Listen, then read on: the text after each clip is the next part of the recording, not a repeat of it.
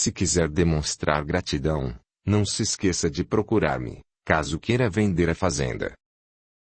Não tome também nenhuma atitude que possa vir comprometer sua integridade física.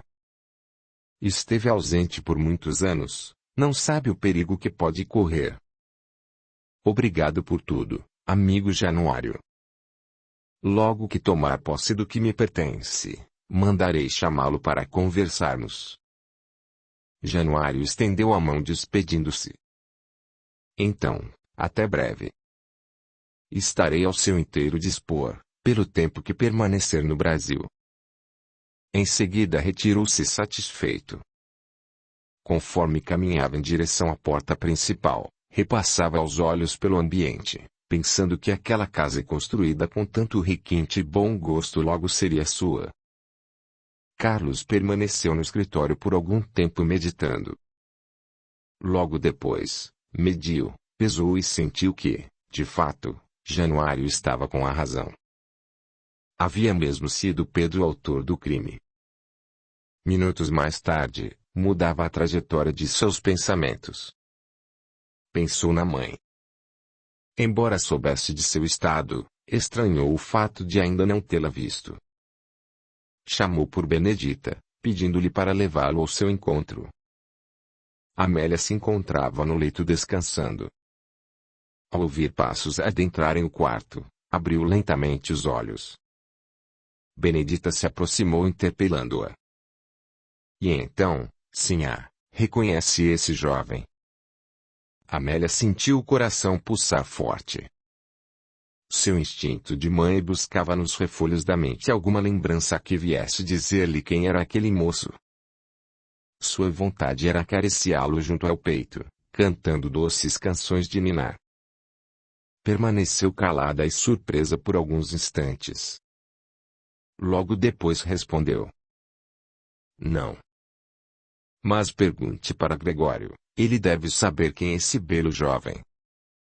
Ao ouvir a resposta, Carlos baixou a cabeça, saindo do quarto. Não viu quando sua mãe, colocando a mão no ventre, deixou que de seus olhos 2 lágrimas rolassem. Em seguida, já refeito do encontro, saiu da casa arrumando para a cocheira. Ao chegar, deparou-se com o Pedro. Este, ao vê-lo, veio ao seu encontro. O senhor tem alguma ordem? Prepare-me um cavalo imediatamente, respondeu-lhe ríspido. Pedro, então, chamou por Tobias, pedindo-lhe que providenciasse o melhor animal da fazenda. Aproximando-se novamente tornou a falar. Acho conveniente conversarmos, pois precisa saber de alguns assuntos urgentes. Não tenho tempo agora para tratar de nenhum assunto, respondeu secamente. Logo depois montou no cavalo saindo em disparada. À medida que os dias passavam, Carlos se transformava. Em nada se assemelhava ao pai. Herdara apenas o porte altivo, mas não o coração bondoso. Conquanto Gregório fora um homem bom e justo, livre de qualquer preconceito, o filho revelava-se déspota e irascível. Ao saber que o pai havia assalariado os negros, ficara furioso.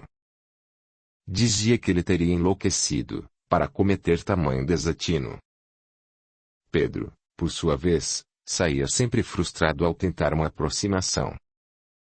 Em face ao procedimento de Carlos, a situação estava se tornando insustentável. Benedita, sempre conciliadora, falava. Não se aflija tanto, Pedro, espere. Chegará o momento oportuno em que ele terá de lhe escutar. À noite, ao se deitar, revolvendo-se no leito, pensava. Como agir? E assim viu o dia amanhecer. Januário, por outro lado, nem bem o dia amanhecia, chegava à fazenda acompanhado por Celestino, só retornando altas horas da noite. De volta à sua propriedade, entre risos, dizia para o cúmplice. Meu amigo, as coisas estão indo melhor do que o esperado. Carlos, culpando a mãe por sua permanência na fazenda, não lhe dava a mínima atenção. ansiava poder retornar a Portugal e dar continuidade à vida boêmia na corte. Proibira Benedita de deixá-la sair do quarto. Mandava as mucamas levar-lhe as refeições, alegando não suportar vê-la junto à mesa. Devido à clausura, a doença de Amélia se agravava. Antes, em sua loucura, era feliz. Conservava no rosto a beleza de outrora. Agora vivia triste e acabrunhada. Os cabelos, ressequidos, branqueavam com uma rapidez impressionante. A tez perdera o viço, começando a enrugar. Certo dia, as mucamas, atarefadas com o serviço da casa, não perceberam que Amélia saíra sorrateira do quarto. Elegantemente vestida, sentou-se junto à mesa para a primeira refeição do dia. Carlos, ao deparar-se com a mãe, entre gritos e com o dedo em riste, mandou que se retirasse. Benedita, ouvindo o alarido, correu para ver o que estava acontecendo. Amélia, ao vê-la, atirou-se em seus braços a soluçar. Com todo desvelo, reconduziu ao quarto. Ao sentir-se segura e ainda a soluçar, perguntou chorosa: "Quem é aquele moço brabo?" Sem saber o que responder, segurou as mãos de Amélia entre as suas, dizendo-lhe com brandura: "Confia, senhora, naquele que a todos ampara, e agradece a bênção da loucura, por não deixar reconhecer nele o filho que seu ventre gerou." Benedita, com paciência e bondade, tentava aminorar os tormentos da pobre e enferma. Pedro, ao saber do ocorrido, resolveu ter uma conversa definitiva com Carlos. A situação não podia continuar daquela maneira. Ele precisava modificar o tratamento com a mãe. Devia isso a Gregório, e foi pensando nele que se dirigiu ao escritório, onde Carlos, como sempre, estava em companhia de Januário. Ao chegar diante da porta, procurou se acalmar, batendo discretamente. "Entre", resmungou Carlos. Pegando na maçaneta, percebeu que estava apenas encostada. Pedro adentrou, acercando-se da escrivaninha. Sentado de maneira displicente, Carlos o encarou com ar de zombaria. Procurando não levar em conta, Pedro falou educadamente: "Peço perdão pela intromissão, mas não posso mais esperar. O assunto que venho tratar diz respeito à sua família. No entanto, compreendo que está acompanhado." Carlos não deixou que terminasse a frase, ao perguntar secamente: "O que tem de tão urgente para falar?" "Soube do tratamento que tem dispensado a sua mãe. Se pretende que ela melhore, procure tratá-la com carinho. Ela não merece ser maltratada pelo único filho, e a quem sempre amou. Não admito censuras de sua parte. Com que direito vem dizer-me o que devo ou não fazer?" "Com o direito outorgado pela amizade que sempre dediquei à sua família. Seu pai foi homem digno e justo. Convivi com ele e não me parece que ele tenha herdado o caráter." Colérico, Carlos retruca: "O senhor está invadindo minha privacidade. Nada que se relacione à minha família lhe diz respeito." "Pela consideração que sempre tive por seu pai." "Diz sim." Carlos estava profundamente contrariado. Pedro respirou fundo, procurando acalmar-se. Em seguida dá uma olhadela para Januário, que assiste ao embate com ar de ironia. Logo a conversa toma outro rumo. "Lamento também ter de tocar em um assunto tão doloroso quanto desagradável que foi o assassinato de seu pai. Mas, os assassinos continuam soltos e precisam ser punidos." Ao dizer isto, olhou para Januário. Este remexeu-se na poltrona inquieto. Carlos, surpreendido, vociferou: "Cale-se, Pedro. Não quero ouvir nenhuma palavra do que aconteceu." "Já me inteirei do assunto", falou rispidamente. Januário, compreendendo a gravidade da situação e sem poder encarar Pedro frente a frente, tomou a atitude de todo covarde. Saiu sorrateiro do escritório. Pedro ainda tentou argumentar. Disse-lhe que os quilombolas estavam sendo acusados injustamente pela morte de Gregório, e que o verdadeiro assassino fizera-se seu melhor amigo para não ser acusado do crime. Carlos não lhe dava ouvidos. Pelo contrário, começou a culpá-lo pelo ocorrido. Dizia-lhe entre outras coisas que sua ganância era sem limites e, como se isso não bastasse, sacrificara a amizade que seu pai lhe dedicara. Pedro compreendeu que nada poderia fazer, pois Januário dera sua versão aos fatos. Uma onda de revolta o envolveu. Enveredando para perto de Carlos, desabafou. De agora em diante, não obedeço mais às suas ordens e minha tolerância chegou ao fim. Nunca ouvi tanta infâmia e mentira. Em seguida, saiu batendo a porta. O que acabara de ouvir o abalara profundamente. No dia seguinte, após uma longa noite insone, Pedro havia traçado o roteiro a seguir. Concluíra que não poderia mais permanecer na fazenda. Deixaria que o tempo, senhor da razão, mostrasse a Carlos o quanto se enganara. Durante aquela noite rememorou os anos de convívio com o Gregório. O saudoso amigo muito lhe ensinara.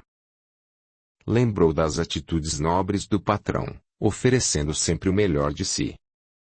Havia sido rico em afeto, distribuindo e recebendo. Depois de muito pensar, resolveu colocar sobre seus ombros a responsabilidade de conduzir aquele povo, o qual Gregório tanto amara. Foi pensando nisso que colocou na algibeira suas economias. Logo depois, deixou a casa, onde vivera solitário, dirigindo-se para a cocheira. Ao chegar, colocou a sela em ventania, seu cavalo fiel amigo de tantas cavalgadas. Tobias, sabendo do que ocorrera no dia anterior, preocupado, perguntou: Para onde vai? Benedita sabe que está indo embora. Não. Mas vá chamá-la.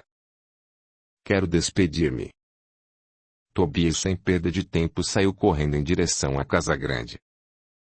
Chegando nas proximidades, se pôs a gritar: Benedita! Benedita! Pedro está indo embora e quer lhe falar. Logo ela surge na varanda. Desce as escadas indo ao seu encontro.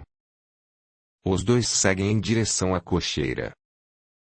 Ao deparar-se com Pedro, Benedita pede-lhe ansiosa: Fica, Pedro. Não vá embora. Já está tão difícil sem a presença do coronel. É principalmente por ele que estou indo embora. Mas vou voltar. Volto para buscar nosso povo. Confie e espera. Os olhos marejados de Pedro eram a denúncia das lágrimas que não deixava cair. Abraçaram-se ternamente, despedindo-se. Vá com Deus.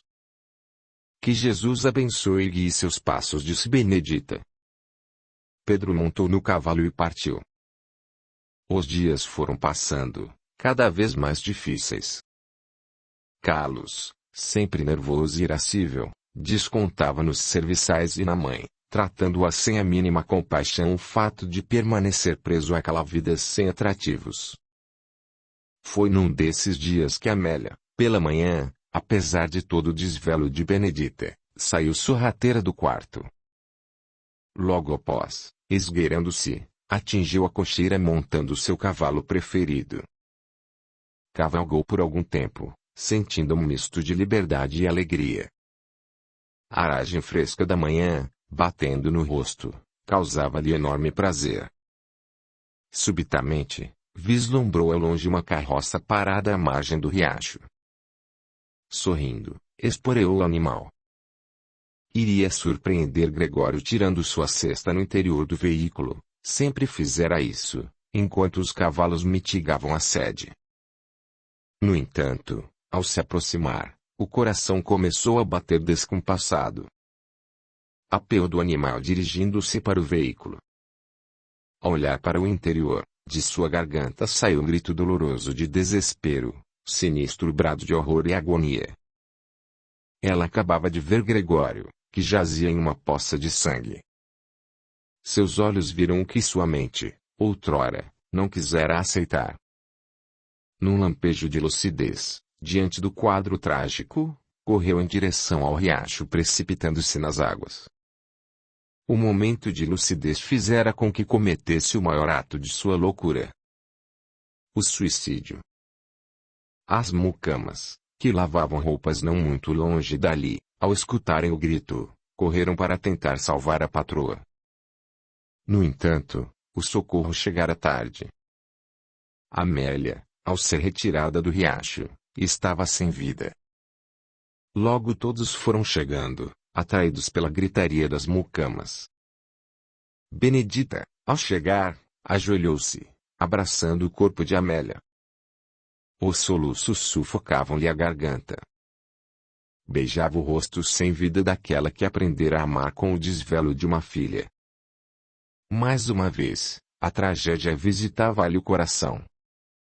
Carlos a tudo assistia impassível. Olhava com ar indiferente o corpo daquela que lhe albergara no ventre. Pensava apenas que agora estava livre para retomar ao seu protótipo de felicidade. Desta vez, ninguém foi avisado do ocorrido. Apenas Januário havia sido chamado por Carlos, para finalmente dar-lhe a notícia de que poderiam tratar da venda da fazenda. Durante a noite, apenas os serviçais e Benedita choraram a partida de Amélia.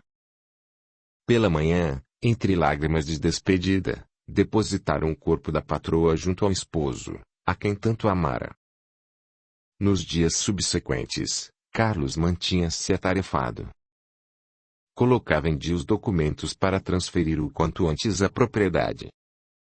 Quanto aos trabalhadores, de rostos tristes e amargurados, preparavam seus parcos pertences para deixar a fazenda, que fora para eles um porto seguro. Estavam temerosos, não possuíam um roteiro certo a seguir. No dia aprazado para concluir a venda, Carlos, remexendo na escrivaninha, encontrou na última gaveta um envelope manchado, contendo alguns papéis. Abriu para ver o que continha. Surpreende-se ao ver uma carta de alforria com o nome de Benedita.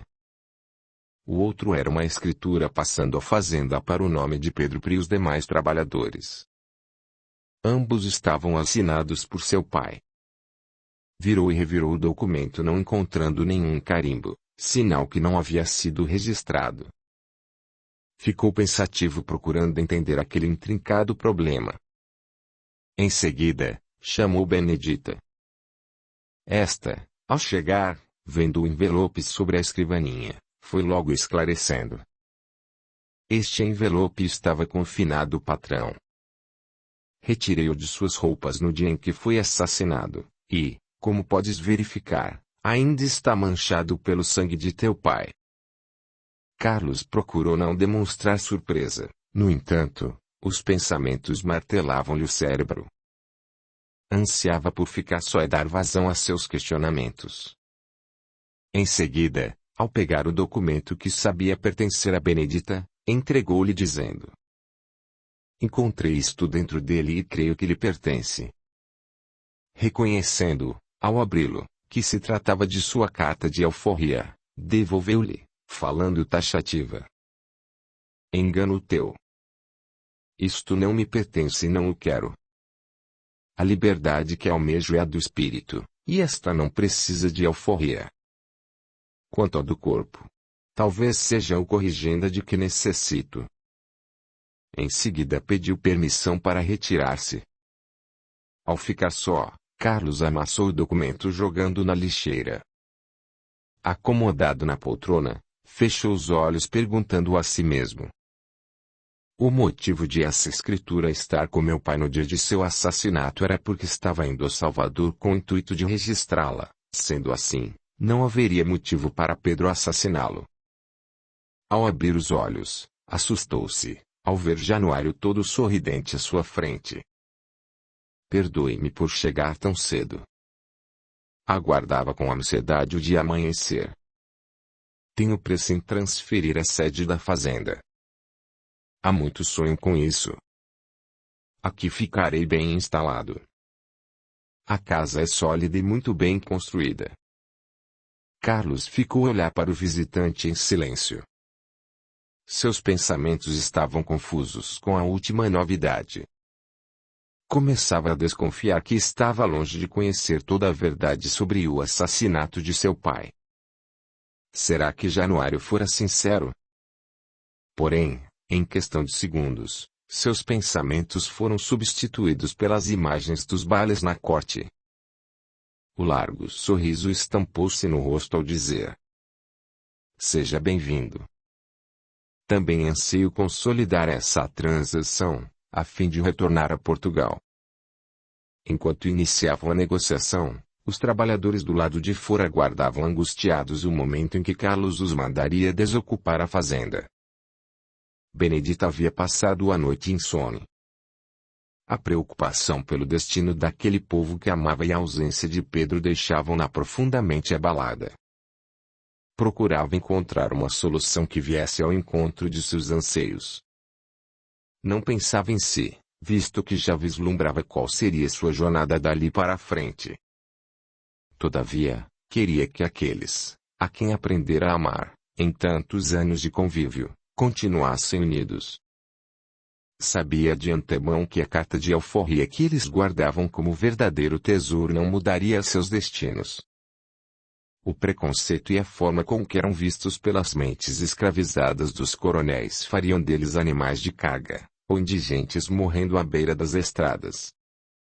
Estava assim perdida em pensamentos quando escutou uma algazarra. Com o coração aos saltos, correu até a varanda. Ao olhar em direção à porteira, em meio à grande nuvem de poeira, reconhece Pedro, com seu cavalo Ventania, comboiando vários carroções. Ajoelha-se no chão aos prantos. Eleva o coração ao Criador agradecendo o socorro que chegava. A alegria era contagiante. Os negros, que na bolé conduziam os veículos, acenavam participativos daquela festa de boas-vindas. Audiolivro realizado pelo canal Surya Chand Audiobook. Pedro apeia do cavalo em frente à casa grande. Sobe os lances da escada indo ao seu encontro. Estende os braços em sua direção acolhendo-a ao peito. Os soluços de Benedita estremecem seu corpo. Espera que ela se acalme para dizer: voltei como havia prometido.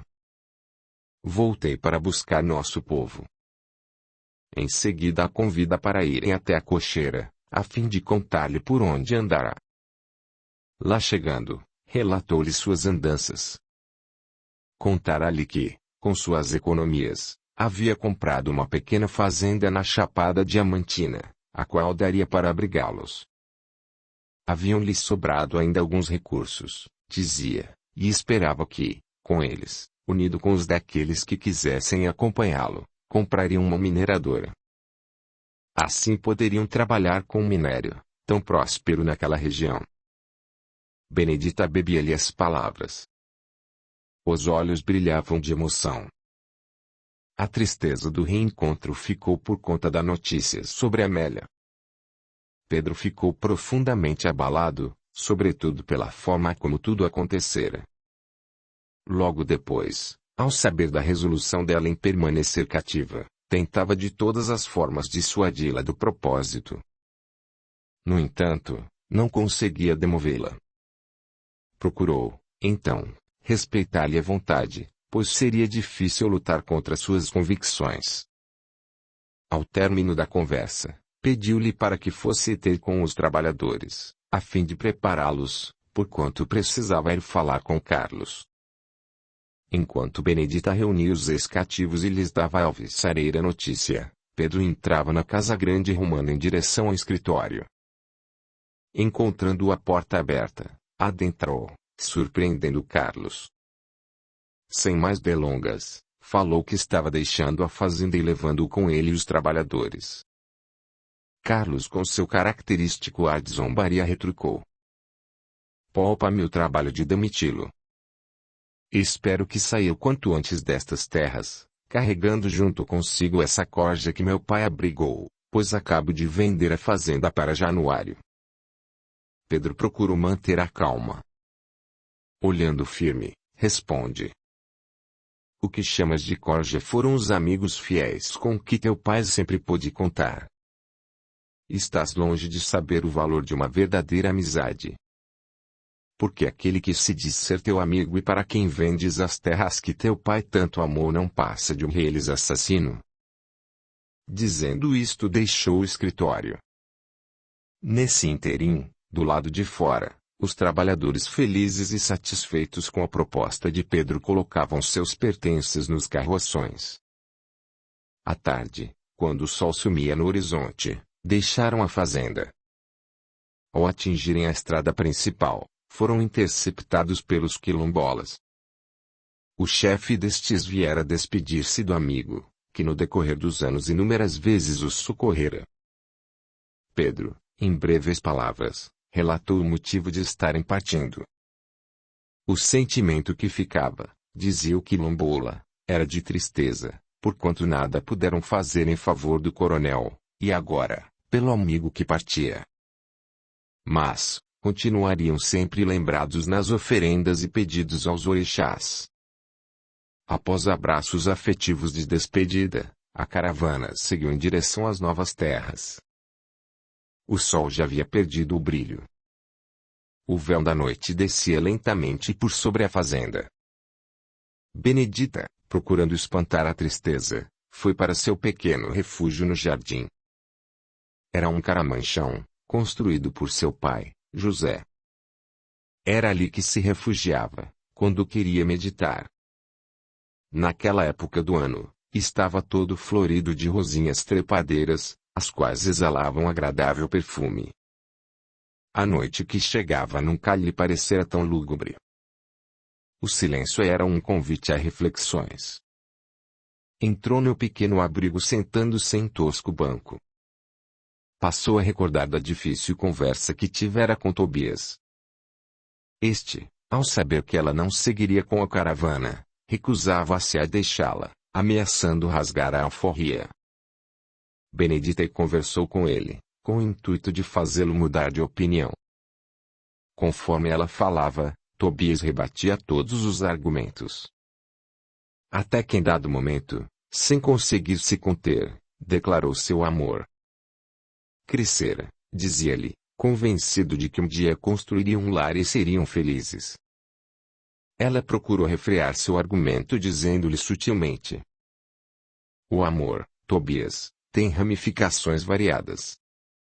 Desperta nossos sentidos, para que compreendamos melhor a vida, conhecendo a nós mesmos. Cada um de nós tem uma tarefa diferente. Dessa forma, compreendi também que os compromissos assumidos com minha consciência, no caminho que ora trânsito, não é o de formar um lar. Entretanto, dizer que não o amo, seria renegar os ensinamentos os quais tenho recebido. O amor que começa a nascer em meu íntimo é um embrião divino que reúne as criaturas num todo. É este amor que quero compartilhar com os irmãos de cativeiro. Sei também que trará sofrimentos, mas, não importa, se estiver trilhando o caminho de minha redenção. Benedita se calou, esperando que Tobias se manifestasse, mas ele se mantinha calado e cabisbaixo. Apenas as lágrimas denunciavam o fim de suas esperanças. Ela, então, retomou a palavra. Gostaria de sabê-lo casado, pois o ideal do homem é formar um lar. Siga com Pedro para essas novas terras. Abra seu coração para um novo amor, que logo encontrará. Use sua liberdade para trabalhar, formar um lar e ser feliz. Não pense em mim. Tive a oportunidade de escolher. Preciso ficar. Ficar e servir. Peço-lhe, em nome do seu amor para comigo, que não insista para que meu coração não fraqueje. Conservarei comigo a doce lembrança do irmão querido e companheiro de folguedos. Quem sabe, Um dia, em nova vivência, voltemos a nos reencontrar, e, então, seremos felizes. Tobias levantou a cabeça enxugando os olhos. Tomou as mãos de Benedito entre as suas, respondendo-lhe serenamente. Lembra-se quando em criança contava-me das conversas com seu amigo invisível? Pois bem. Inúmeras vezes, rindo, duvidei, quando dizia, empolgada, que éramos imortais e que renascíamos de tempos em tempos para aprender na escola da terra. Mas agora sinto que nossas vidas já se entrelaçaram em existência pregressa. Sendo assim, continuarei acalentando a esperança de nos unirmos novamente em existência nova. Vou respeitar sua decisão, por saber que há pessoas que nascem para servir, e só assim são felizes. Porém, jamais vou esquecer da querida irmãzinha que deixo nestas paragens. Entre nós, não haverá Deus apenas uma até breve. Ao relembrar das palavras de Tobias, 2 lágrimas rolaram. Sentiu-se feliz por saber que ele havia compreendido. Em seguida, saiu de seu pequeno refúgio. Olhou para o céu salpicado de estrelas. A escuridão havia se dissipado. A lua mostrava sua presença estendendo um manto de luz por sobre a terra. Lembrou das sábias palavras de Amaru. Não deixe que a escuridão tome conta de seu coração, pois nele deverá conter a luz para iluminar seus passos. Sentiu saudades do amigo ausente. Pensou consigo. Onde estará? Por que não sinto mais sua presença amiga? Porém, Amaru não a havia abandonado um só instante. Estava sempre junto dela, mas não poderia interferir em suas decisões. Tinha ciência de que começava para ela uma caminhada em meio a dificuldades e sofrimentos. Mas, confiava na preparação que Benedita havia feito no plano espiritual, quando decidira que chegara a hora de dar um passo a mais na escalada evolutiva. Amaru acercou-se da pupila, trazendo-lhe o abraço confortador. Ela sentiu o corpo arrepiar-se. Pensou ser devido ao sereno que começava a cair. Esfregando os braços, adentrou a casa grande rumando em direção ao quarto. No dia seguinte, logo após o desejum, Carlos se fechou no escritório. Abria as gavetas da escrivaninha separando papéis e documentos importantes, os quais levaria para Portugal. Benedita, atarefada com os serviços da casa, de vez em quando olhava pela janela. Uma ruga de preocupação começou a estampar-se em sua face. A movimentação que via ao longe era dos quilombolas rondando a fazenda. Embora soubesse do respeito que sempre tiveram pelo coronel Gregório, temia pela vida de Carlos. Os quilombolas não podiam se esquecer de que haviam sido acusados injustamente da morte de Gregório, assim como da represália sofrida. Januário, a fim de dar maior veracidade à tosca mentira, instigara a Carlos a exigir das autoridades punição para os responsáveis. Quanto à participação de Pedro no referido crime, aconselhara a manter segredo, por lhes faltarem provas para o acusar. As autoridades, através de denúncias, chegaram ao quilombo, destruindo-o. Só não houve chacina porque Pedro, ao saber da pretensão deles, aconselhara os quilombolas a fugirem. Pois bem, Carlos, sem saber que estava sendo vigiado, continuava absorto em sua tarefa. Em dado momento, encontrou um envelope com seu nome sobrescrito. A letra era de seu pai. Acomodando-se na poltrona, procurou inteirar-se do conteúdo.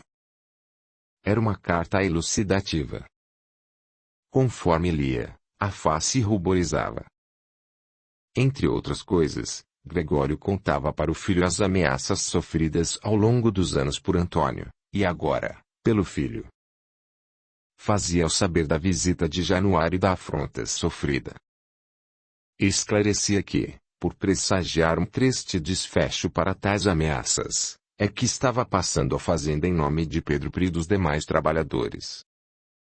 Não queria deixar ao desamparo os amigos de tantos anos. Pedia-lhe, também, para respeitar sua decisão, uma vez que o pecúlio, que deixava, permitiria, tanto a ele como à mãe, viverem com conforto. Terminava a carta abençoando o filho e entregando Amélia a seus cuidados. Carlos ficou pensativo, perdido nas evidências dos fatos. Ali em suas mãos estava a prova do crime perpetrado por Januário. Assim como a oportunidade de reverter a situação, fazendo valer a justiça e respeitar a última vontade do pai. Mas, Carlos, coração empedernido, só pensava em seus interesses. Por desconhecer o valor da amizade sincera, recriminava o pai por querer deixar a fazenda em nome de estranhos. Quanto à mãe, o fim trágico não o abalara, pelo contrário, na situação em que encontrara, pensou, seria um fardo pesado demais para carregar. Queria estar livre para usufruir da fortuna que possuía. Não teve por seus genitores um só pensamento de amor. Foi com pressa que guardou os últimos pertences. Queria sair logo dali e apagar da mente todas as lembranças. Dali para frente, iria aproveitar a vida sem dar satisfação a ninguém. Pensando assim, chamou por Benedita.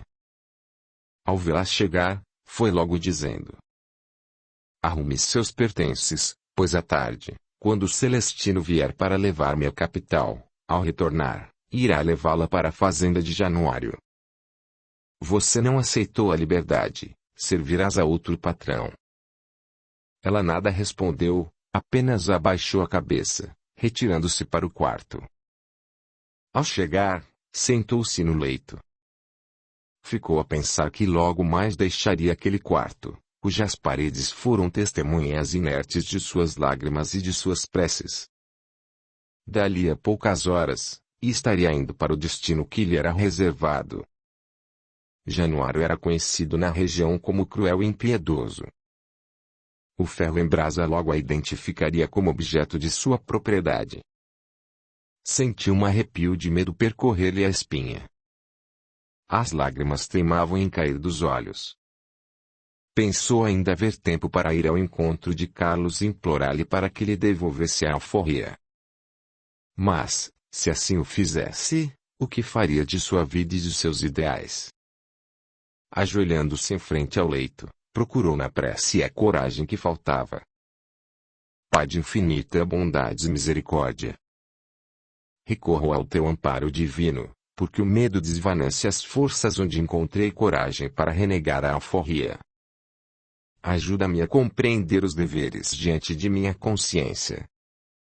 Meu espírito anseia por liberdade, mas, essa liberdade, sei que preciso conquistar. Conhecendo o teu amor, compreendi que, ao renascer subalterna, foi com a finalidade de reabilitar-me perante tuas sábias e justas leis. Sei que o destino me reserva uma parcela de sofrimentos. Ajuda-me a superá-los. Concede-me a luz do entendimento, a fim de que possa tomar minha cruz e seguir sem medo. Ao me deparar com os sofrimentos de meus irmãos, desperta em mim o amor. Esse amor que auxilia e ampara. Que, no presente, prestando assistência aos que sofrem, consiga conquistar a felicidade futura. Pai, sei que sou peregrina nas estradas da vida. Auxilia-me a caminhar com firmeza em tua direção.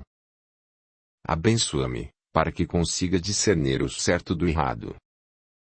Mas, acima de tudo, que tua soberana vontade se faça sempre presente em minha vida. Ao terminar, sentiu a fé renovando suas forças. A paz novamente tomou conta de seu coração. Em seguida, entroçou seus parcos pertences com um sorriso nos lábios.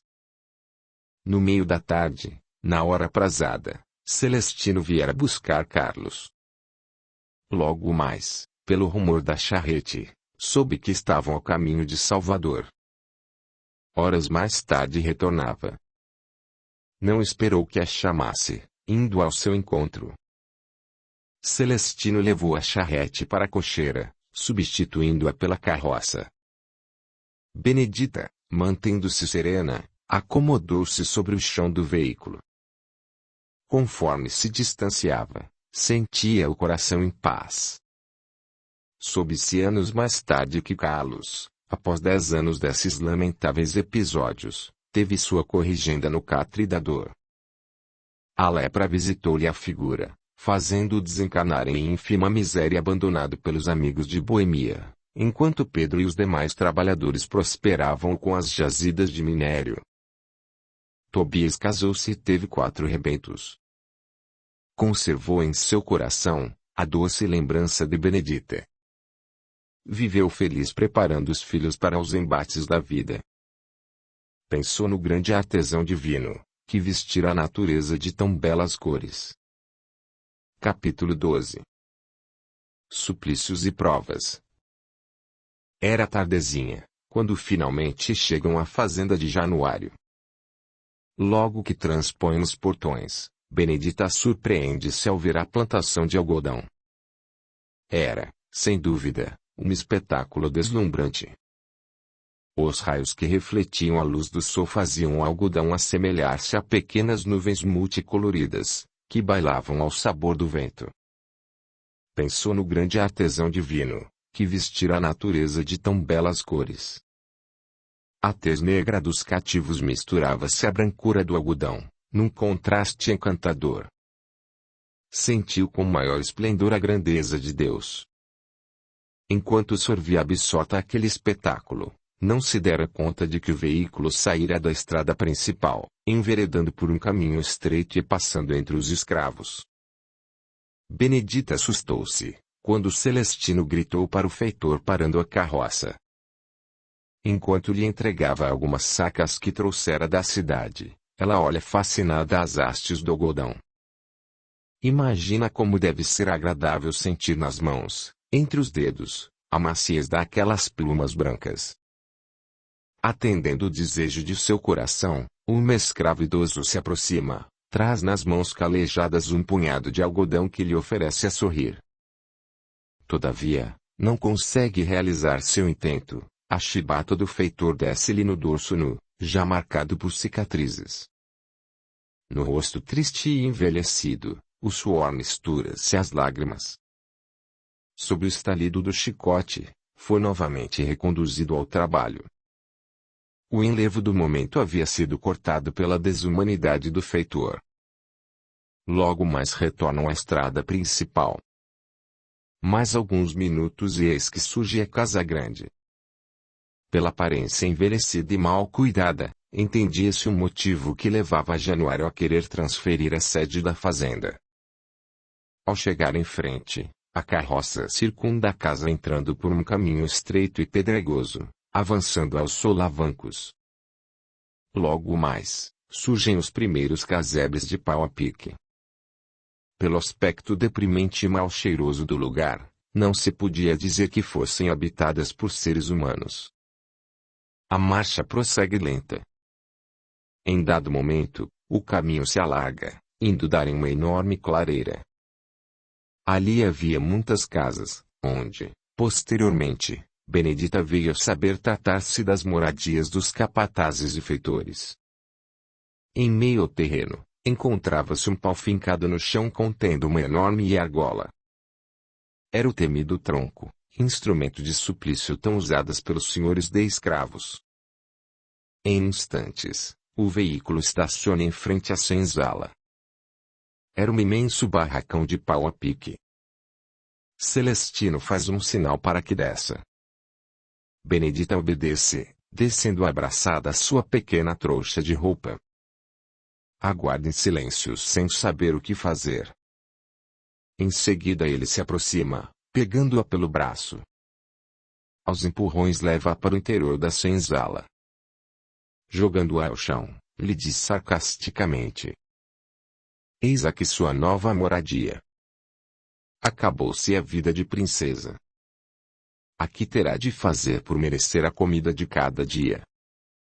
Logo depois, adentrando um compartimento, retorna trazendo-lhe uma esteira suja e desfiada. "Esta é a sua cama de hoje em diante. Tenha cuidado para que não a roubem, pois é a única que terá. Dizendo isto, se retirou. Benedita, sob forte constrangimento, sente vontade de chorar. Levanta-se, querendo sair dali o mais depressa possível. De repente, sente uma mão tocar em seu braço. Era Otília, uma simpática velhinha de cabelos alvos como a neve, compleição miúda, vergada pelos anos. Olhando-a com carinho, alertou. Não pense em fugir, filha. Logo estaria voltando sob a chibata do feitor. Veja as cicatrizes que trago no corpo, foram adquiridas na mocidade, devido às fugas empreendidas. De nada me valeu buscar a liberdade. Só ficaram as marcas dos dentes dos cachorros e do ferro em brasa. Benedita se comoveu com as palavras, pronunciadas em tom de lamento. Avançou instintivamente abraçando a boa velhinha. Beijou-lhe as faces enrugadas e flácidas. A emoção tomou conta das duas. Nunca, em sua vida escrava, Otília recebera tanto carinho. Era o encontro de duas almas afins. Otília, enxugando os olhos, volta a falar. Ah, filha, para nós que vivemos degredados de nossa família, como nos faz falta uma palavra, um gesto de carinho. Nem sequer recordo quando foi que recebi um abraço, 40 anos. 50. Nem sei mais. No cativeiro perdemos a noção do tempo, porque deixamos de sonhar. Nossa realidade é feita de suor e lágrimas. Querida Otília, sei que enfrenta uma vida muito difícil. Por esse motivo, fala com tanta amargura. Mas nós nunca devemos deixar de sonhar. Os sonhos nos ajudam a enfrentar as vicissitudes da vida. Quando sonhamos, somos livres. Os sonhos nos ajudam a ter esperanças. O cativeiro mais terrível é o daqueles que deixaram de sonhar. Tem razão. Mas me diga. Como veio parar aqui? Não tem aparência de escrava. Benedita relatou em poucas palavras os motivos e a escolha que fizera. Ao terminar, Otília diz. Jamais pensei em encontrar alguém com esse desprendimento. Mas, prepare-se, aqui não encontrará as regalias que o coronel Gregório proporcionava a seus cativos. O tratamento aqui é desumano. Poucos conseguem envelhecer. Se permaneço nesta terra e nesta senzala, deve ser porque Deus assim o quer. Gostaria de lhe fazer outra pergunta. Tem algum conhecimento de plantas e ervas? Tenho. Minha mãe ensinou-me ainda em criança a conhecer as propriedades medicinais das plantas e das ervas, assim como seu manuseio. Dizia sempre que um dia poderia me ser útil. Na fazenda, tínhamos um lugar próprio para seu cultivo, com isso, obtínhamos cura para diversos males. Otília não consegue impedir que lágrimas desçam. Benedita, sem saber o motivo do pranto, indaga surpreendida. Otília. O que houve? Retendo suas mãos entre as suas, esclarece comovida. Não se impressione, querida, minhas lágrimas são de agradecimento a Deus. Sua vinda é resposta às minhas súplicas. Há muito esperava alguém para substituir-me. Estou velha e muito cansada. Sinto que, dia a dia, minhas forças me abandonam. Creio que minha jornada está para findar. Minha maior preocupação era deixar meus irmãos de cativeiro sem o amparo de uma mão amiga que mitigasse suas dores. As plantas e ervas são os únicos medicamentos que temos a nosso dispor. Portanto, sei que agora posso ir tranquila, pois ficará em meu lugar. Enquanto conversam absortas, um alarido se forma. Eram os escravos que voltavam das lidas diárias. Otília olha em redor apreensiva e levanta-se dizendo. Preciso apressar-me. A conversa estava tão boa que não percebi as horas passarem. Tenho que preparar as ervas. Dizendo isto, se dirigiu rápida para os fundos da senzala. Preso a um tripé de ferro, o tacho de ervas fumegava sobre o fogo de chão. Com cuidado o retiro do fogo. A seguir, triture algumas ervas no pilão que está ao lado. Nesse interim, os escravos entram na senzala. Estão cansados e suarentos. Uns deitam-se no chão buscando um pouco de repouso, outros aproximam-se de Otília, com os olhos marejados, procurando aliviar suas dores através das ervas preparadas. Logo Benedita se engaja na sublimada tarefa. No primeiro momento, os cativos, desconfiados, não deixam que ela se aproxime. Mas logo a seguir, Joaquim, o escravo que encontrara no algodoal, o qual havia sido açoitado pelo feitor ao oferecer-lhe o algodão, dela se aproxima. Pede-lhe gentilmente que cuide de seus ferimentos. Benedita, sem se dar conta, começa a soluçar. As lágrimas correm soltas a ver tamanha crueldade. O dorso do escravo está coberto de cicatrizes profundas causadas pelo chicote assassino do feitor. Jamais havia se comovido tanto, nem sentido tanto afeto por um escravo como este, de quem cuidava com carinho extremo. Ao terminar, o cativo lhe agradece beijando-lhe as mãos. Ele também havia se comovido, os vestígios das lágrimas o denunciavam. Ela afaga-lhe a carapinha branca, com ternura. Anos mais tarde, ao ser chamada à pátria espiritual, Benedita veio a saber que o cativo, em cujos braços encontrou conforto e carinho nas horas extremas de sofrimento, conhecido pela alcunha de Pai Joaquim, era, na verdade, seu avô, pai de Jana, ou melhor, Ana. Ele havia sido o guerreiro da tribo de Zimbo, que desaparecera ao sair em busca de caça e não mais retornara. Prossigamos com a história. Otília sente-se feliz ao observar com que destreza Benedita manipula as ervas. Mostrava, com isso, ser uma excelente herborista. Estão todos devidamente medicados quando soa o sino. É Rosa, que está chegando com a comida. Precisamos nos apressar, senão ficaremos sem o que comer, exclama Otília para Benedita. Os escravos aglomerados na porta da senzala recebem pequenas cabaças, onde Rosa lhes coloca o parco alimento. Ao chegar a vez de Benedita, a negra sente uma antipatia imediata pela nova cativa. Passa por ela diminuindo-lhe a ração com o senho franzido. Ao lado de Rosa, uma entidade feminina, ao deparar-se com Benedita, grita alucinada. Maldita! Enfim te reencontro. Esperei séculos por isso. Jurei vingar-me do que fizeste. Maldita! 1000 vezes maldita! Colocaste fogo em nossa aldeia. Mataste minha família. E, não satisfeita, aprisionaste a minha única filha entregando-a nas mãos assassinas de teus vassalos. Dizendo isto, pulou sobre Benedita querendo estrangulá-la. Mas havia uma barreira intransponível. Barreira essa que nossa personagem foi erguendo através de reencarnações sucessivas, ao buscar melhorar-se, com a finalidade de se reajustar perante as leis do Criador. Portanto, havia adquirido, com isso, ascendência moral sobre o espírito sofredor, vingador. Mas Lavínia, encarcerada no ódio, perdera séculos de oportunidades redentoras. Percebendo que nada podia contra sua vítima, ficou ainda mais revoltada. Em meio a impropérios, esbravejava.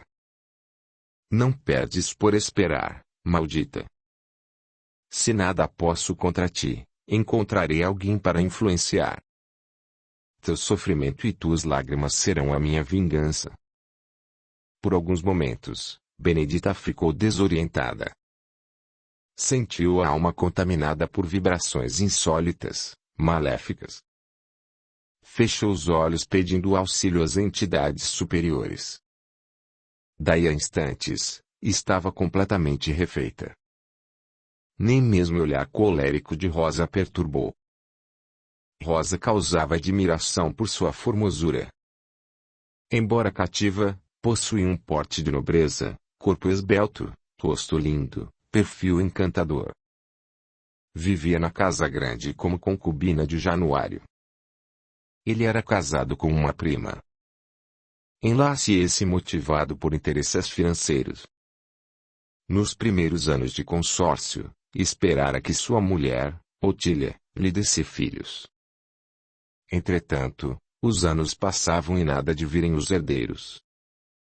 Os médicos diziam-lhe que, pelo fato de serem parentes consanguíneos e devido à frágil saúde da esposa, era melhor que não os tivessem. Com o tempo se conformara, mas ficara a decepção. Januário, anos atrás, ao se deslocar a Salvador para as compras, fora até o mercado de escravos, com o intuito de adquiri-los para seu plantel de reprodutores.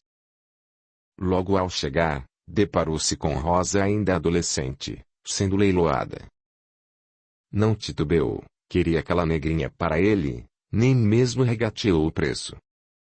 Trouxera-a levando de imediato para a casa grande. A partir desse dia fizera dela sua concubina. Júlia enchera-se de ciúmes fazendo tudo para prejudicar a escrava. Mas Lavínia, sempre por perto, não deixava que nada de mal lhe acontecesse. Em contrapartida, influenciava Januário para cada vez mais enamorar-se da filha. Embora a escrava fosse bem tratada e tivesse regalias, seu coração guardava um segredo. Ela era apaixonada por um cativo, que morava num dos casebres de pau a pique à beira da estrada. Nessas pequenas casas, moravam os escravos reprodutores. De certa maneira, eram bem tratados, a comida mais farta, os trabalhos mais leves. A única finalidade deles era a reprodução. O sentimento de Rosa era recíproco. Toda tarde ao passar para levar comida até a senzala, o cativo ficava à espreita para vê-la. Era esse o único contato que tinham, mas em seus corações conservavam a esperança, de um dia, quem sabe. Voltemos à senzala. Após ser distribuída a comida, Rosa retorna à casa grande. Benedita estende a esteira em um canto próximo de Otília. Fica a observar a vivência dos cativos no interior da senzala. Lamentavelmente constatava que entre eles não havia união, muito pelo contrário, a discórdia era reinante. O trabalho forçado, o parco alimento e a chibata do feitor, tornaram-os embrutecidos. Entretanto, compreendia ser reflexo da vida que levavam. Nem bem haviam se deitado, eis que o sino volta a tocar. Desta feita, o som estridente e contínuo avisa que algo de anormal está acontecendo. Levantam-se de chofre, atropelando-se uns aos outros. Do lado de fora, um intenso clarão avermelhado e a fumaça trazida pelo vento, indicava haver um grande incêndio nas redondezas. Benedita, ao sair da senzala, logo constata que provém da fazenda aqui fora de Gregório. Num repente, lembra-se dos quilombolas que havia visto pela manhã rondando a propriedade.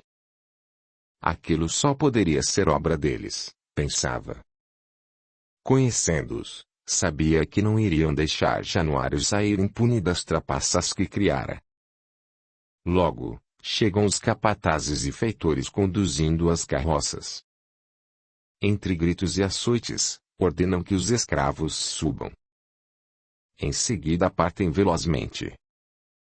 Na senzala, ficam apenas as mulheres, crianças e velhos. Os veículos em disparada, tendo Januário à frente, ganham estrada, logo atingindo os limites da fazenda. Mais um pouco e transpõem os portões. O incêndio é de grandes proporções.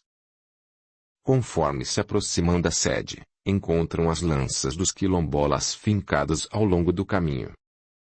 Dessa maneira registravam sua passagem como autores do delito. Para desespero de Januário, nada mais restava. A casa grande, o engenho, a senzala, a casa dos capatazes, enfim, tudo havia sido consumido pelo fogo. Audiolivro realizado pelo canal Surya Chand Audiobook.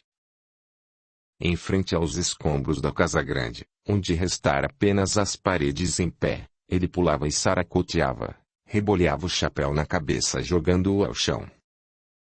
Em seguida curvava-se para apanhá-lo reiniciando o saracoteio.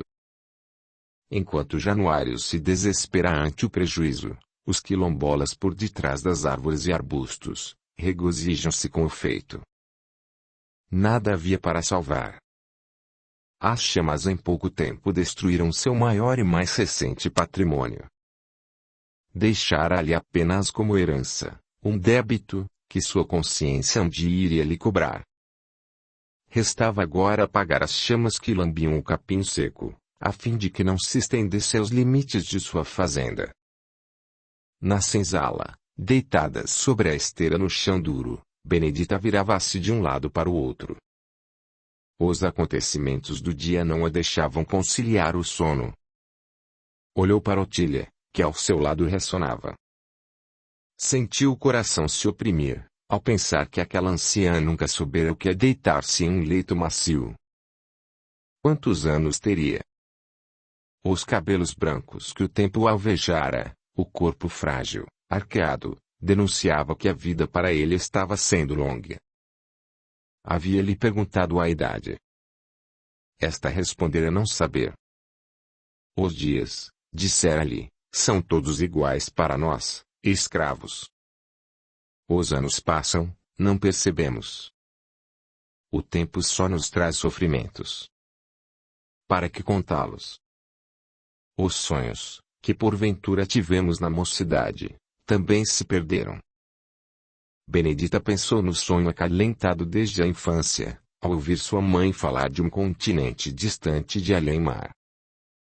A querida África, cantada e lamentada na alma saudosa dos cativos. Como deveria ser linda a terra onde havia sido gerada. Sua aspiração era ver os animais correndo soltos nas pradarias, o toque da brisa sobre as savanas. Sentir sob seus pés desnudos a relva macia. O bailado do vento no trigal espargindo o cheiro do trigo maduro. Ah! Pensava como é bom sonhar. Lágrimas descem-lhe pelas faces. Agradece a Deus a liberdade que dera aos filhos e que ninguém poderia tirar. A liberdade de sonhar. A madrugada já ia alta, quando escuta o vozerio dos escravos que retomavam. Nem bem haviam se deitado, quando novamente são despertados. Era o início de um novo dia incessante de trabalho. Benedita acompanha-os para fora da senzala. O transporte logo chega para levá-los às plantações. No momento em que procura um lugar para acomodar-se, Celestino intervém. Manda de volta à senzala, dizendo-lhe para ficar lá e aguardar. Enquanto isso, no interior da casa grande, Januário, como fera enjaulada, caminha de um lado para outro. Está completamente aturdido pelo acontecimento da noite anterior. O plano bem elaborado para ficar com o patrimônio de Gregório fora reduzido a destroços. A mente doentia buscava responsáveis, e o coração clamava por vingança. Lavínia, junto dele, regozijava-se, por ver ali um campo propício para atuar. Esperava que ele se acalmasse para poder agir. Januário pensava reunir os coronéis dos engenhos vizinhos para juntos saírem à caça dos quilombolas. A represália desta vez seria violenta. Pensando assim, pediu para Rosa ir chamar Sebastião. Em seguida dirigiu-se para o escritório. Ao chegar, sentou-se, esperando apaziguar a mente. Era o momento aguardado. Lavínia se aproximou. Com sutileza, foi emitindo pensamentos, os quais Januário captava com facilidade. Os quilombolas não agiram sozinhos. Alguém deve ter dito a eles quando a fazenda estaria desguarnecida. Januário entredizia. É verdade. Como poderiam saber que não haveria ninguém? Terá sido Pedro quem os avisou? Na sequência do diálogo, que pensava ter consigo mesmo, Lavínia conduzia seus pensamentos. Não poderia ter sido Pedro, pois, quando foi embora, ainda permaneceram na fazenda Carlos e Benedita. Carlos jamais faria isso. Portanto, só resta Benedita. Gritou Januário, levantando-se. Maldita! Só pode ter sido ela. Mancomunada com os quilombolas. Como não havia pensado nisso antes? Mas ela irá pagar pelo que fez. Juro que irá pagar, vociferou Januário. Nesse ínterim, Sebastião abre a porta. Encontra o patrão completamente enlouquecido de ódio. Este, ao vê-lo, ordena-lhe: leve Benedita imediatamente para o galpão disciplinador. Faça confessar que esteve acumpliciada com os quilombolas. Não tenha piedade, pois terá de pagar de alguma forma o prejuízo que me causou. Deixe comigo, patrão. Esta negra terá o castigo que merece, respondeu-lhe, prazenteiro. Saiu imediatamente para cumprir as ordens, tendo Lavínia por companhia. Era com satisfação que levava os cativos para o dito galpão, ainda mais ao se tratar de escravos. Logo mais, estavam adentrando a senzala. Não demorou para que lhe a encontrasse. Levou aos empurrões porta fora.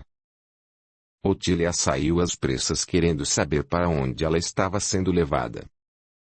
Vendo que o feitor enveredava para os lados do galpão, temeu pela sorte da amiga. Lá dentro, o ferro em brasa aguardava. Ao receber a marca no dorso nu, cerrou os olhos sem emitir um gemido. Lavínia, em total conluio com Sebastião, emitia pensamentos de crueldade. A chibata descia sobre Benedita sem lhe dar tréguas. Entre gritos para que ela confessasse o que não tinha feito, a brutalidade e a desumanidade se fazia presente, na simbiose de dois espíritos agregados no mesmo sentimento maléfico. Durara horas o nefando castigo. Fora submetida a todo tipo de atrocidade. Quando percebeu que ela estava inerte, sem dar sinais de vida, levou o corpo ensanguentado para a senzala. Ao chegar, jogou-o aos pés de Otília, dizendo: mande jogar o corpo no mato. Os animais hoje terão carne fresca. Dizendo isto, se retirou. A velhinha, com o coração dilacerado, debruçou-se sobre o corpo da amiga aos prantos. Durara tão pouco aquele convívio, pensava, mas como fora gratificante. De repente, para sua surpresa, Benedita se mexeu. Havia naquele corpo disforme, resquícios de vida. Acomodou-a da melhor maneira que pôde, indo em busca de suas ervas. Enquanto isso, no interior da casa grande, Januário conversa com Celestino. Vai até as fazendas vizinhas convocar os coronéis para uma reunião.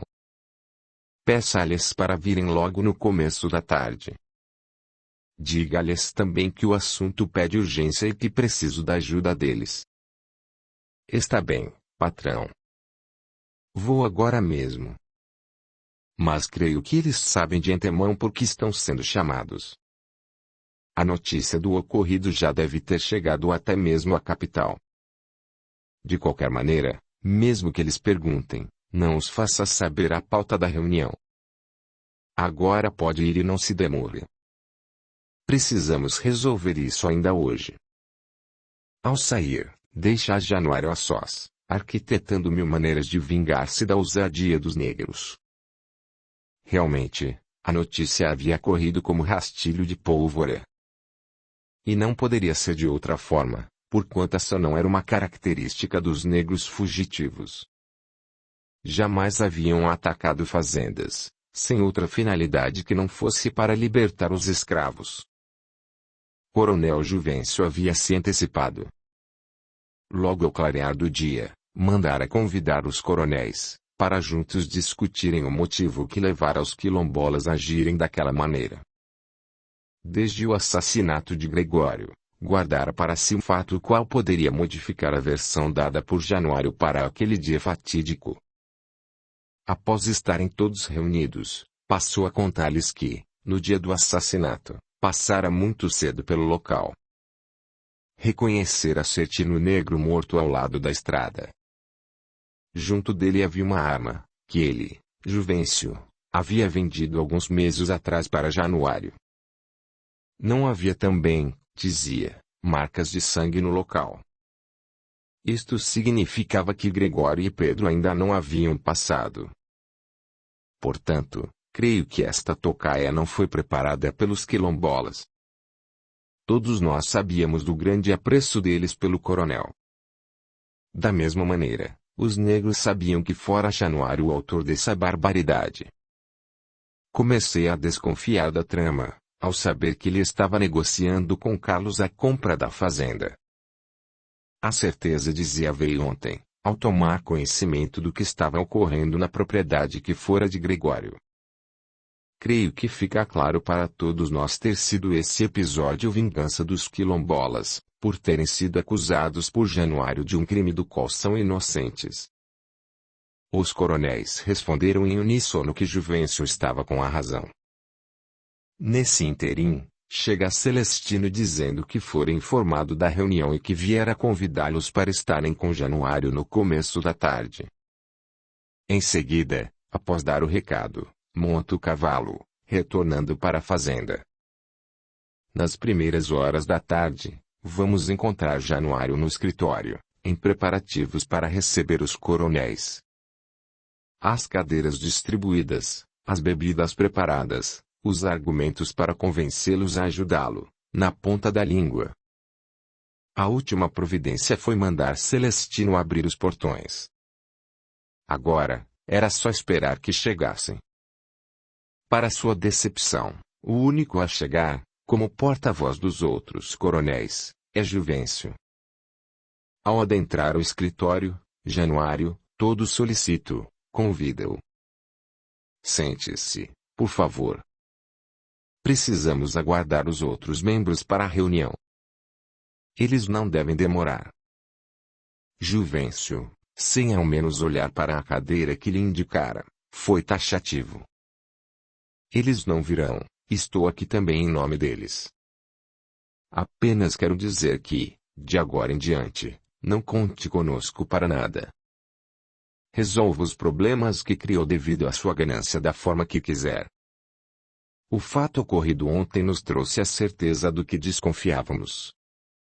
Se tivermos de escolher entre o coronel e os quilombolas, certamente ficaremos com eles. Creio que nada mais há para dizer, somente que se mantenha longe deles e de nós, para não se arrepender. Em seguida se retirou. Januário ficou pasmo. Não podia crer no que ouvira. Estava Ayrton na poltrona. Haviam descoberto toda a trama. Mas, como? Se fora tudo tão perfeito. Januário começava a compreender que o crime não compensa, pelo contrário, via-se agora em situação complicadíssima. Dali para frente, precisaria tomar cuidado com seus desmandos. Acabara de perder o respeito e a amizade dos coronéis. Sem o respaldo deles, teria de colocar as barbas de molho. Ficou fechado no escritório durante o resto do dia, remoendo sua derrocada. Enquanto isso, na senzala, Otília, com os medicamentos que a mãe natureza oferecia, procurava ganhar a batalha contra a morte. Cuidava de Benedita com esmero e dedicação. Juntou-se a ela nesta luta pai Joaquim, revezando-se dia e noite. Foram dias, semanas, em que a febre persistente fazia delirar. Uma noite em que estavam ao lado da enferma, Após uma convulsão, acreditaram que haviam perdido a batalha. Benedita sentiu-se transportada para um lugar inundado de luz. O jardim que se apresentava à sua frente era de uma beleza ímpar. Havia um banco no qual sentou-se, a fim de usufruir daquele eflúvio de paz. Estava deslumbrada com as maravilhas que captava, quando viu, junto de si, Amaru. O querido amigo ali estava, sorridente, diáfano. Pegando em sua mão, disse-lhe, com brandura: "Preciso voltar, Benedita. A missão que escolheu, ao reencarnar, ainda demorará alguns anos. Não se esqueça de que é um espírito em busca de reabilitação. O sofrimento que ora tem início é o ressarcimento de débitos milenares. A guerreira que disseminou sofrimentos e dores precisa se transformar na guerreira da paz.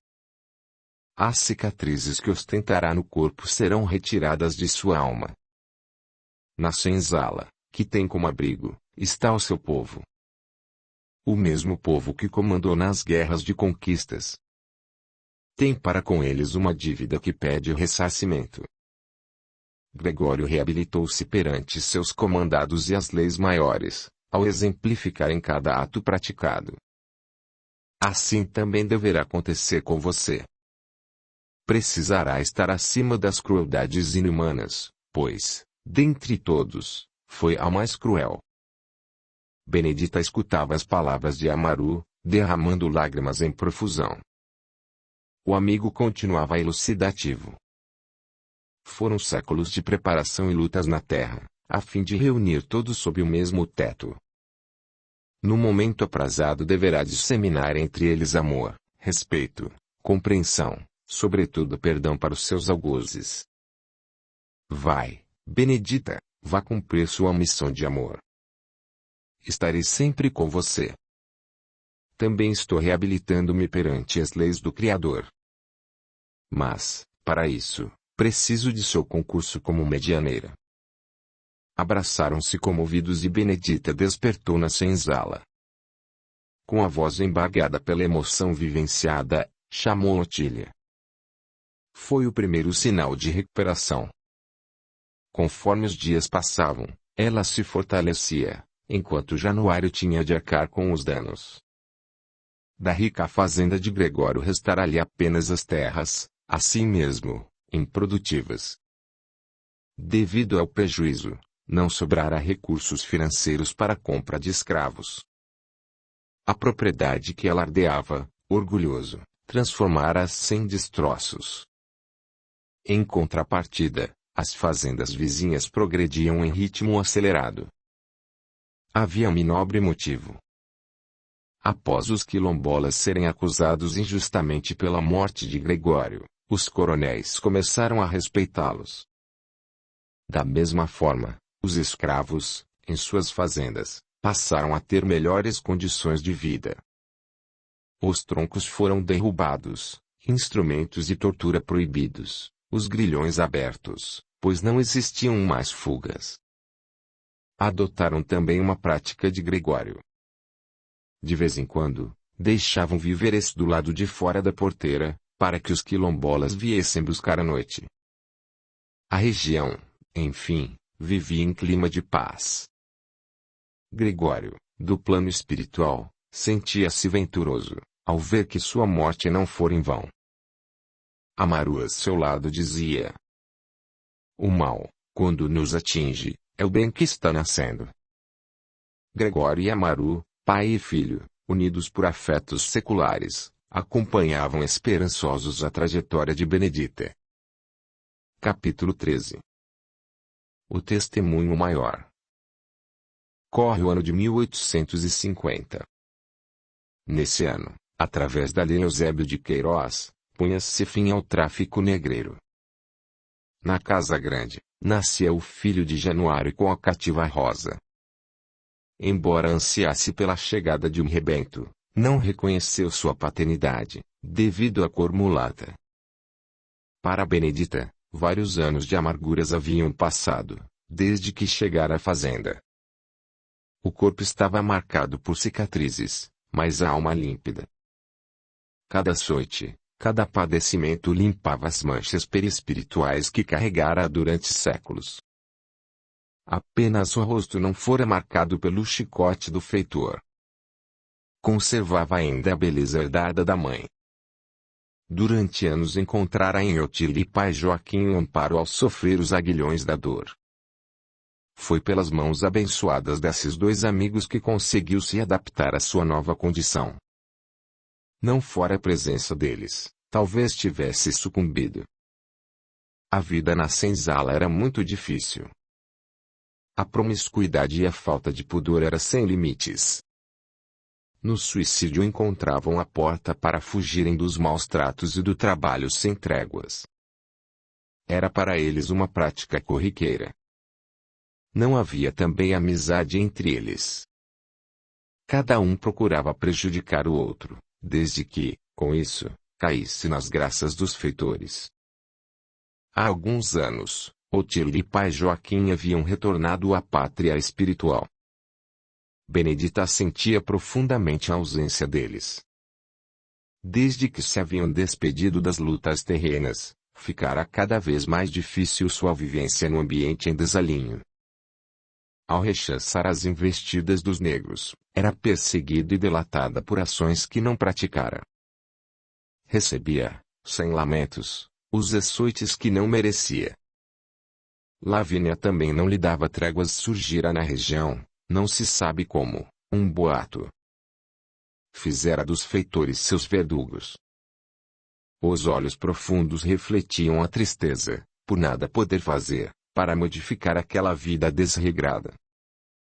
À noite, ao tratar de seus ferimentos, convidava-os para se unirem através da prece.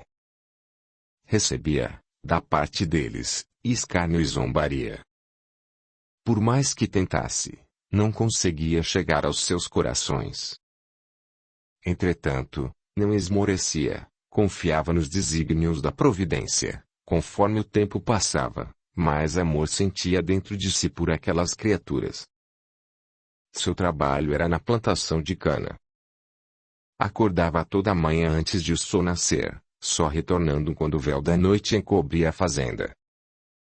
Quanto a Januário, tivera de conformar-se e arcar com os prejuízos, quando do incêndio que destruíra o ambicionado patrimônio de Gregório. Apenas lhe restara as terras, as quais estavam improdutivas. Dois eram os motivos. Primeiro, porque não possuía condições financeiras para fazê-las produzir. Segundo, não conseguirá vendê-las pois desce da carroça e se aproxima de Benedita.